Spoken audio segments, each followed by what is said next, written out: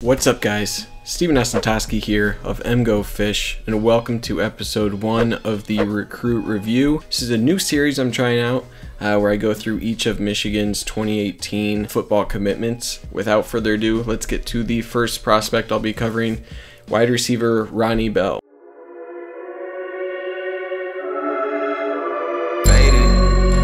I'm balling, spending everything I'm making. Cause when I'm gone, I know that I can't take it. Before we leave the club, she getting naked. Hey, time is wasting. Okay, I'm still down with my day one. Still right where I came from. Was at the bottom, then came up. No games here, don't play none. There is so blind to my vision and all my decisions, but I follow my intuition. So let's go over his recruitment first. This dude was committed to Missouri State for basketball before Michigan swooped in. He won the Simone Award, which is given to the #1 player in Kansas City. After he won this award, it clearly got Michigan's attention. They had a in-person evaluation with him, and shortly thereafter Michigan offered, and he committed. And his commitment itself wasn't even really announced. It just appeared on his Twitter bio. So after his commitment to Michigan, a couple other bigger programs started sniffing around, seeing if he was interested. Nebraska, Kansas State, Penn State, and Notre Dame showed some interest. Exactly how much interest is hard to say, but some interest. While Ronnie Bell didn't attend any camps, I mentioned that Michigan evaluated him in person. Michigan was really impressed with Bell's explosiveness, his ball skills, and especially his body control. All right, scouting, not a whole lot. Can't really blame a lot of the recruiting services for not having a whole lot of intel on this guy, since obviously he was committed to play basketball for a long time. He didn't attend any football camps for the same reason. When all you have to go off is film, you're only seeing highlights. You kind of have to give a ranking with a grain of salt. Those rankings are, Rivals didn't even have a profile for him before he committed, so he got the cursory 2-star. ESPN gave him the generic 3-star ranking. 247 ranking is similar, another generic 3-star. All the services have him around 6 foot to 6'1" at 170 pounds. So his stats. He's from Park Hill High School in Kansas City, Missouri. They play in the largest classification in Missouri. As a sophomore, he had 17 receptions for 232 yards and 4 touchdowns. As a junior, he had 53 receptions, 639 yards, and 6 touchdowns. And then as a senior, his production really shot up. 89 receptions, 1,605 yards, and 21 touchdowns, which is 4th in state history. He also added 163 yards on 15 rushes for 3 touchdowns and a punt return touchdown. So he just exploded his senior year. It shows in the film, and I won't dilly-dally anymore. Let's get to it. I'll probably put my face down in this corner. So this first video is from HoopFocus. I'll put a link in the description. That's a 5-star play right there. Good athleticism. I'll do a rewind there probably. Good ball fake here. Nice elevation on the shot. These are nice moves. Solid height on the shot there. Nothing special, but it looks pretty solid.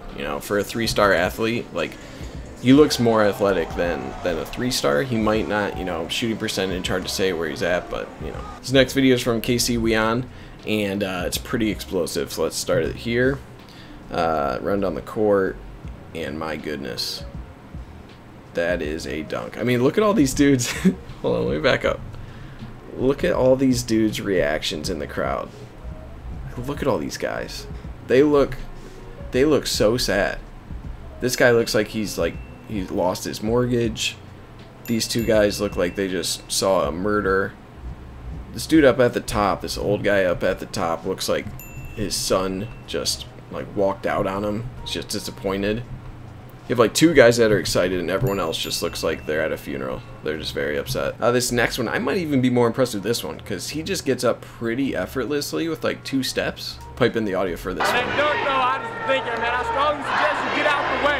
I strongly suggest you move. Yeah, I would get out of his way as well. Let's go to his Hudl film. I'll go through a top 5 favorite plays that show off his skill set and what he has to offer. From there, I'll go into a couple different areas that he really excels at and different clips that really show his abilities in each of those areas. So let's get straight to the top 5. Play number 5. Here we have him on a punt return.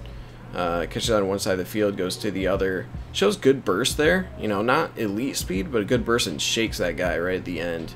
for the touchdown. So good burst. All right, number 4. He's out on the side here. Just runs a simple route, catches it, stop and go. Again, shows decent speed, but better burst. A couple of nice break tackles there, and he gets in the end zone. Number 3, he's in the slot here. Just runs a little bubble route, and I'll just let the rest of these moves do the talking. Just makes like 5 guys miss, makes it look effortless. Number 2 is a screen pass, nice patience and good burst, good acceleration here. Runs away from quite a few guys. Nice stiff arm, and then excellent balance to get to the pylon. And number 1, this play really shows all of his abilities. So screen pass, makes a guy miss, good burst and acceleration.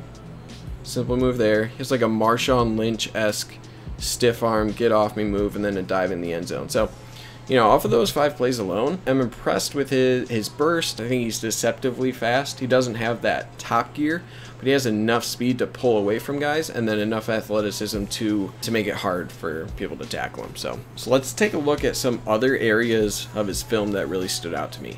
And first of these will be jump balls. He had a lot of these in the film. That first one, just a one-handed catch, looked effortless. Pass interference as well. So like I said, he has a lot of these. It's evident that this is definitely where his basketball skills come in handy. Not only does he have the athleticism to have a really high vertical, but he has good body control in the air to best position himself for the catch, and more often than not, good timing on the jumps. So you see a lot of guys, sometimes they jump too early or too late. He's usually catching it at its highest point. I really love that catch right there too, right at the 5-yard line. There were a lot more that I didn't include here. They're kind of the same thing, but really he does a good job on contested jump balls. So he shows enough strength with the ball in the air in these jump ball situations as well. Okay, next area is routes. First, when he sets himself really well off the line of scrimmage here, he has a subtle push at the end there on the fade. Overall, you know, his routes don't always impress me, but he has great initial moves off the line of scrimmage. He can usually create separation off of his first move to either burn guys completely or create enough space for him to run the rest of his route. I swear I didn't put this annotation of poor kid. But he jukes the kid out of his feet and then catches a fade in the end zone. So, you know, overall, I think this is one area where he could really improve, but he shows enough athleticism in the footwork. When you combine that athletic footwork with technique, you're going to get a guy who can create separation off the line of scrimmage and then run crisp route. Okay, next area is catchability. You've probably seen already, he had 1 or 2 diving catches here. The one-handed catch is nice. It's hard to judge on film because they won't show drops in highlights. But overall, he does a good job tracking the ball. You know, not only can he win a jump ball, he has moves after the catch. He's capable of making a nice diving catch like this. Next is balance. A couple good plays here, displaying his ability to stay on his feet. You know, this goes with his juke ability. Then finally, burst. Bigger thing is just angles. Like these people on this punt return here, they think he's going to be somewhere completely different than he is in the next second or two.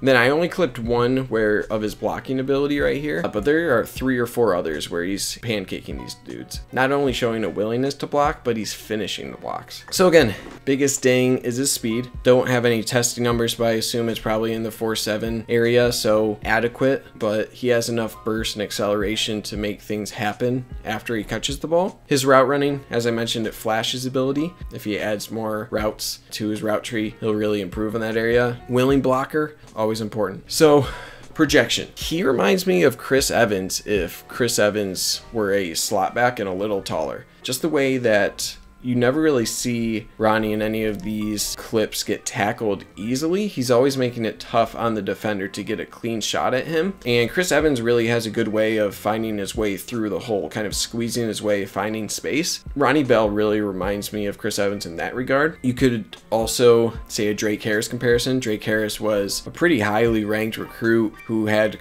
quite a bit of basketball offers as well. Hopefully Ronnie Bell doesn't have hamstring issues, knock on wood. And then finally, Eddie McDoom, I think, is a good comparison. Eddie McDoom doesn't really have that top end speed. Michigan has used Eddie McDoom very similar to how it looked like Park Hill High School used Ronnie Bell more on jet sweeps, more in the screen game. The ability to make one man miss and to operate in open space is kind of Eddie McDoom's bread and butter. And I think early on, that's where we could see Ronnie Bell. You know, I think a red shirt is almost guaranteed after the very good 2017 wide receiver haul. You know, it's hard to find time for Ronnie Bell right away, especially for someone who was a basketball commit. 2019, I think you see some of the snaps that you saw McDoom got early on, where you can see him in jet sweeps, maybe a screen or two, an end around, acclimate him to the game, speed him up while he's getting stronger. From 2020 onward, I think his opportunity at the slot is a lot better. It'll come down to his route running, and if that really polishes off, if he can, then you'll want him on those crossing routes. You'll want him on these little screens. After 2020, he'll move on to from a contributor to a starter. He does have high upside due to that athleticism. And that's all I got for this week, guys. Let me know what you thought of episode 1. I'm going to try to get through all of these recruits. I'll probably be going from the bottom ranked all the way to the top. Make sure to follow me on Twitter at Osentoski. And, you know, let me know what you think in the comments. Feel free to leave a like if you enjoyed the content. It really helps grow the channel. Subscribe if you haven't already. And yeah, that's it, guys. Thanks for watching. And as always, go blue.